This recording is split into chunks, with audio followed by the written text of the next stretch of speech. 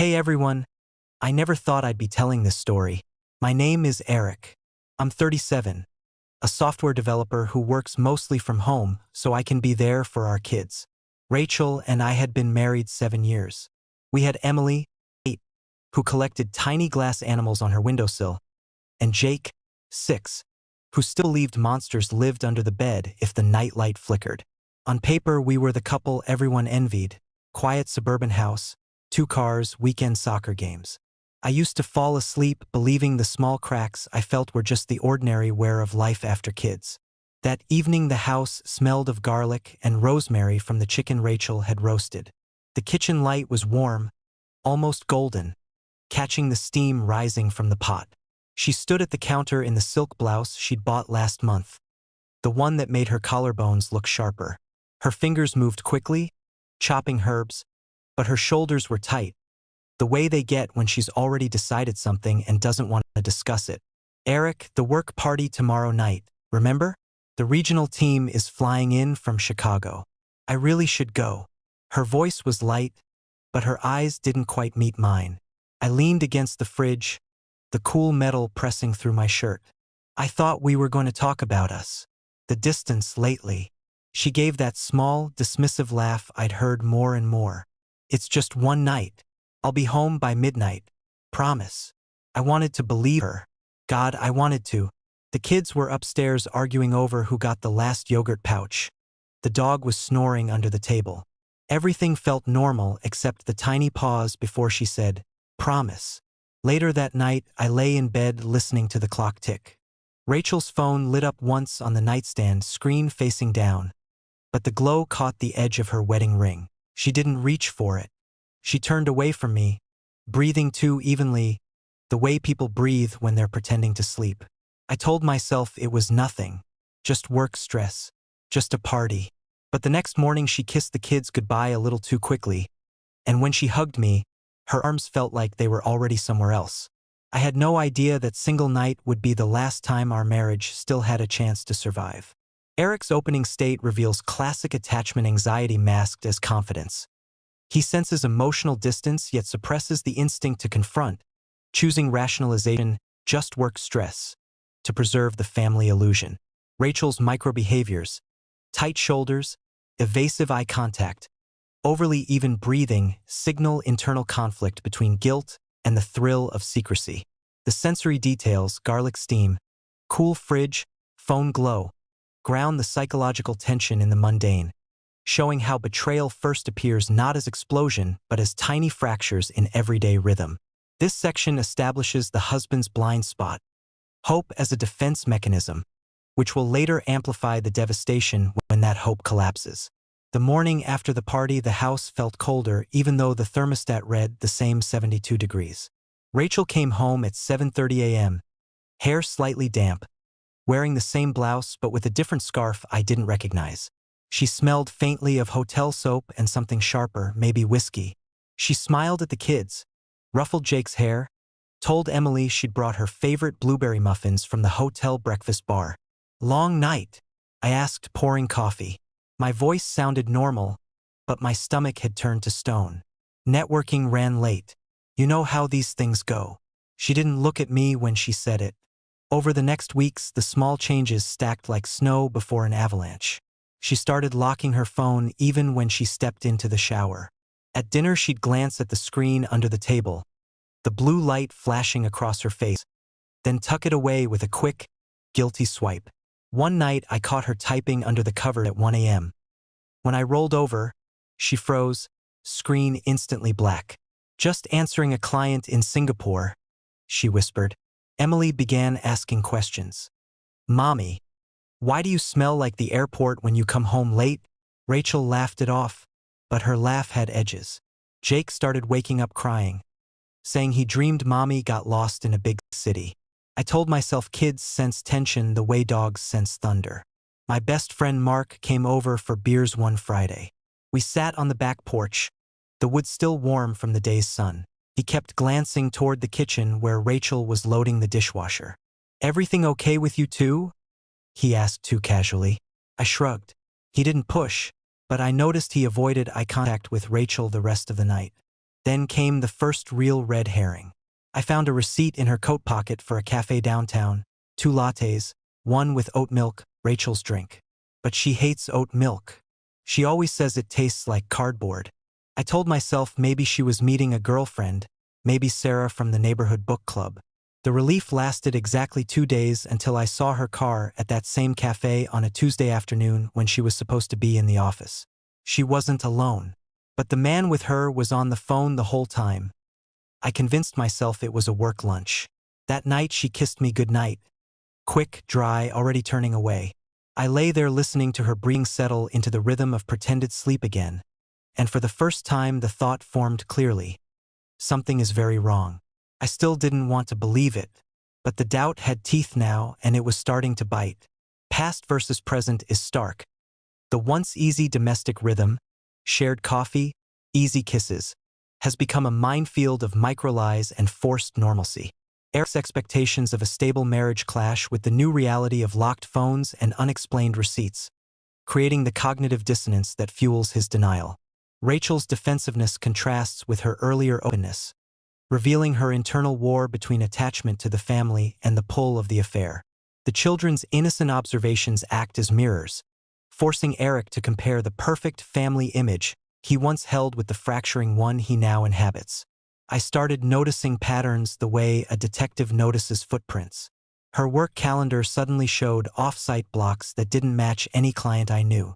Passwords changed on her laptop. She began taking the long route home from the office, claiming traffic was better on the parkway. One evening, I found an email preview on her locked screen before it vanished. Miss you already H. The initials burned. Alex Hunter, Chicago branch. I'd met him once at last year's holiday party. Tall, easy smile. The kind of guy who remembers your kids' names. Moral dilemma hit hard. Was checking her phone betrayal? I told myself I was protecting our family. One night while she showered, I opened the drawer where she kept her work phone. The passcode was our anniversary. Still, the texts were there, but not as many as I feared. Mostly work. A few from Alex H. about conference follow-ups. I felt relief crash over me like cold water, until I scrolled up and saw the deleted folder she'd forgotten to empty. Last night was everything.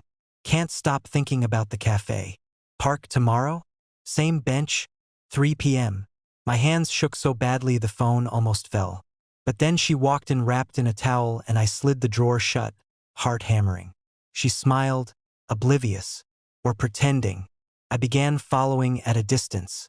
One afternoon I watched from across the street as she met him at the cafe. They didn't touch, but the way she leaned in, the way he tucked a strand of hair behind her ear, intimate in the smallest gestures. I took photos with my phone, hands trembling. Red herring again. The next day she came home with a new scarf and said Sarah had helped her pick it out after a girl's lunch. Sarah confirmed the story when I casually asked. I almost believed her. Then the hidden photo folder on the cloud backup she shared with our family account by mistake. Dozens of pictures. Rachel and Alex at a conference 6 months ago. Arms around each other, hotel room selfies, one of them kissing in a park I recognized. The timestamp on the first one lined up with the exact weekend she told me she had an emergency client meeting in Chicago.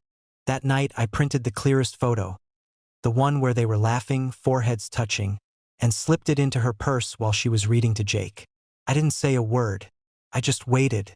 The next morning, she found it. Her face went white, and everything finally broke open. Eric's decision to investigate directly triggered the chain. Phone check led to deleted texts, which led to physical following, which produced photographic proof and the hidden folder. Each small action, changing passwords, altered routes, forced his escalation from passive suspicion to active proof gathering. The red herrings, Sarah's confirmation, work emails, delayed but intensified the eventual collision of evidence, illustrating how one concealed secret snowballs when the deceived partner refuses to stay blind. She pulled the photo out at the kitchen table, sunlight slanting across the wood. The paper trembled in her fingers. For a long second, the only sound was the refrigerator hum and Jake's cartoon playing faintly upstairs. Eric! Her voice cracked. I stayed calm. How long? She sat down heavily. Tears came fast. 6 months. It started at the Chicago conference. I didn't plan it. He listened when I talked about feeling invisible here. I thought it was just emotional. Then it wasn't. I asked the questions I'd rehearsed in the dark for weeks. She answered everyone, names, dates. The party was the last time they'd met because he was flying back to Chicago permanently. She swore she was ending it that night but couldn't find the courage. She begged, reached for my hand. I pulled away. The touch I once craved now felt radioactive. I love you. I love the kids. Please. Counseling. I'll cut contact today. Anything. Her eyes were red, mascara streaking, but for the first time in months she looked at me. Really looked. The guilt was real. The love, I realized, was complicated. I stood up. The chair scraped loud in the quiet kitchen. I need you to leave tonight. Stay with your sister. We'll figure out the kids tomorrow. She cried harder, but she didn't fight. She packed a small bag while I sat on the stairs listening to the zipper teeth bite shut. When she kissed Emily and Jake goodnight, she whispered something I couldn't hear. Then she was gone. The house felt enormous and hollow. I sat at the table until the sun went down. The printed photo still lying between us like a tombstone. No screaming. No throne plates. Just the terrible, adult stillness after something irreplaceable has died. Eric's restrained anger and clarity directly shaped the confrontation's tone. Refusing touch, asking precise questions, issuing the quiet demand to leave. Rachel's tears and immediate confession reveal guilt layered over attachment. Her actions, packing without argument, show the shift from deception to remorse. The absence of explosion underscores the emotional maturity both characters reach in collapse. Love doesn't vanish instantly, but trust does, and that single printed photo became the physical embodiment of irreversible detachment. The weeks that followed were a slow, deliberate dismantling. Rachel moved into her sister's place but came every afternoon for the kids. Emily asked why Mommy's suitcase was gone. Jake stopped having nightmares once the fighting noise left the house. We told them it was temporary. It wasn't.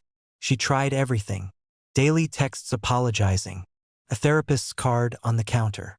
She deleted Alex's number in front of me. She even showed me the bank statements.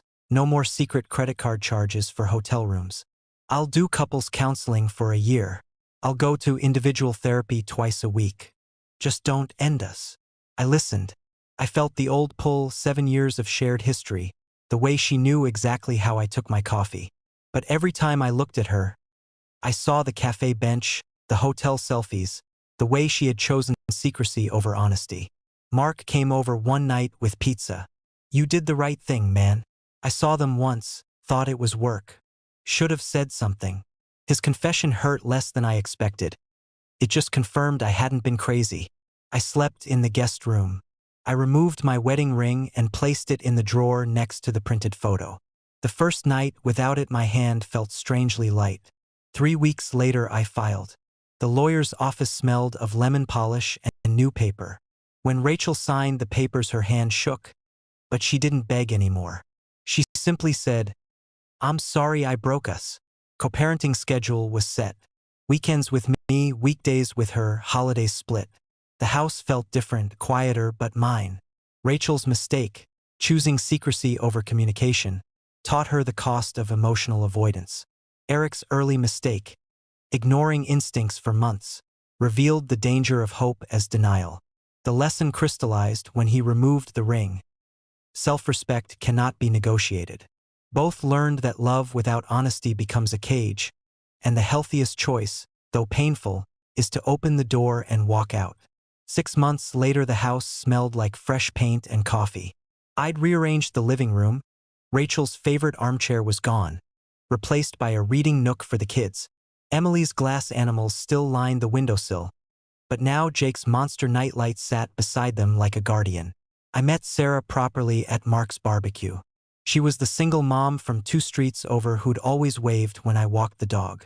We started slow, coffee, then walks, then evenings where the kids played in the yard while we talked about everything and nothing. She didn't try to fix me. She just listened. Rachel and I are civil. She attends therapy faithfully. I see the genuine change in how she shows up for the kids. Alex is back in Chicago. The affair is a closed chapter, painful but finished. Some nights I still wake up reaching for her side of the bed before remembering. But the ache is softer now, like an old scar that only twinges in certain weather. I've learned that trust isn't given once and kept forever. It's rebuilt every single day, or it isn't. I've learned that the man who survives betrayal doesn't become bitter. He becomes clear. The kids are thriving. Emily's grades are up. Jake sleeps through the night. And me? For the first time in years, my life feels like it belongs to me again. I walk the dog in the mornings now, sun warm on my face, and I smile at the neighbor who waves back. Life didn't end the night she lied about the party. Quietly, stubbornly, began again. Across the entire arc, the universal truth emerges. Betrayal is rarely about the other person. It is about the stories we tell ourselves to avoid discomfort. Eric's journey from suppressed instinct to empowered clarity illustrates how human perception is both fragile and resilient, capable of massive self-deception yet equally capable of radical rebuilding. The red herrings, children's observations, and friends' withheld knowledge all underscore that secrets rarely stay isolated. They ripple outward until the web collapses under its own weight. Ultimately, the story reveals that while trust can shatter in a single night, resilience is built one honest morning at a time. Nearly 30% of marriages face similar fractures, yet the ones that produce stronger individuals are those where the betrayed partner chooses self-respect over reconciliation at any cost. Eric's peaceful ending, co-parenting, new love, inner freedom, is proof that the end of a marriage is not the end of a life. It can be the beginning of the truest version of it.